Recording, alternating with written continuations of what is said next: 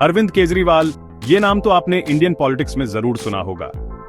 16 अगस्त 1961 को हरियाणा के एक छोटे से शहर सिवानी में जन्मे केजरीवाल का सफर संघर्ष और सफलता से भरा रहा है।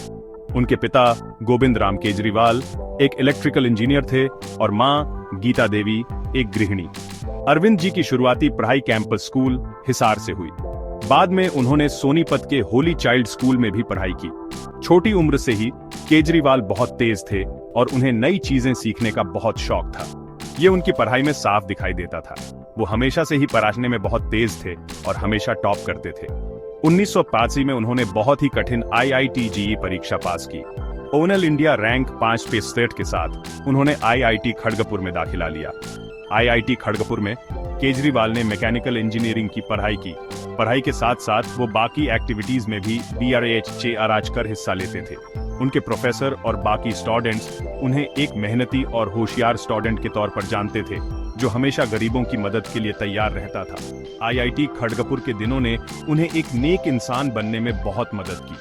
तब किसी ने सोचा भी नहीं था कि हरियाणा का ये लड़का आगे चलकर इंडियन पॉलिटिक्स का जाना माना चेहरा बनेगा। उनकी शुरुआती जिंदगी और शिक्षा ने उन्हें आगे बढ़ने का रास्ता दिखाया।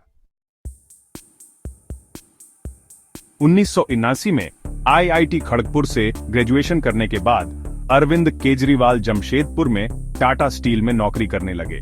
उन्होंने वहां 3 साल तक काम किया और बहुत कुछ सीखा, लेकिन देश की सेवा करने का जज्बा उनमें बहुत गहरा था।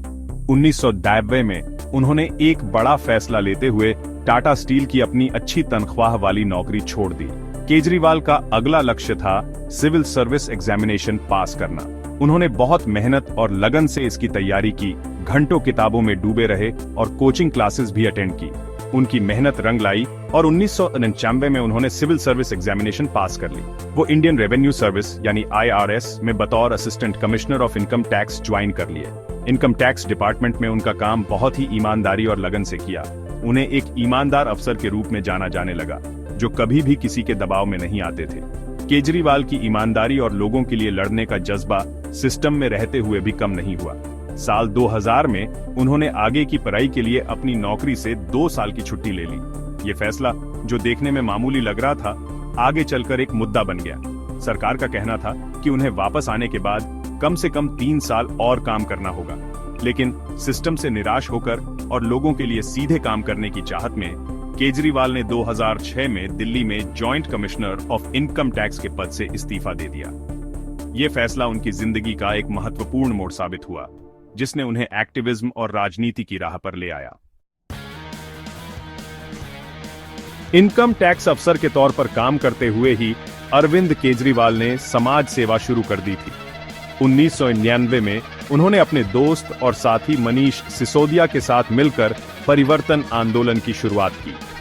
परिवर्तन का मकसद था पब्लिक डिस्ट्रीब्यूशन सिस्टम, सामाजिक कल्याण योजनाओं और दूसरी नागरिक समस्याओं से जुड़ी शिकायतों को दूर करना। ये आंदोलन आम लोगों के बीच बहुत मशहूर हुआ, क्योंकि उन्हें केजरीवाल में एक ऐसा नेता दिखाई दिया जो उनके हित के लिए लड़ने को तैयार था। परिवर्तन की सफलता के बाद केजरीवाल ने दूसरे एक्टिविस्ट्स के साथ मिलकर 2005 में कबीर नाम का NGO शुरू किया।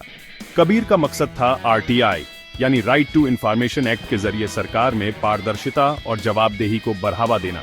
लेकिन 2011 में हुए भ्रष्टाचार विरोधी आंदोलन ने अरविंद केजरीवाल को देश भर में मशहूर कर दिया। गांधीवादी कार्यकर्ता अन्ना हजारे और किरण बेदी के साथ केजरीवाल इस आंदोलन का अहम हिस्सा बन गए, जिसमें जन लोकपाल बिल लागू करने की मांग की जा रही थी। भ्रष्टाचार के खिलाफ हुए इस आंदोलन ने इंडियन पॉलिटिक्स की नींव हिला दी। केजरीवाल ने जन लोकपाल बिल के लिए लोगों का समर्थन जुटाने में महत्वपूर्ण भूमिका निभाई। उन्होंने रैलियों में हिस्सा लिया, जोशीले भाषण दिए और बहस में शामिल हुए और भ्रष्टाचार के खिलाफ अपने सरल लेकिन दमदार संदेश से देश का ध्यान खींचा।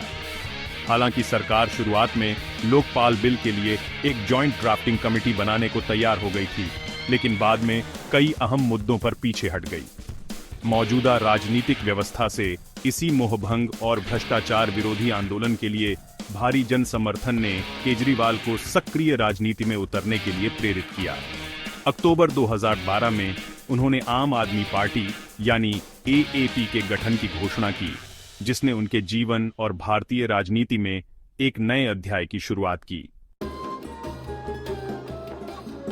Section 4 controversies and triumphs. The Delhi chief minister.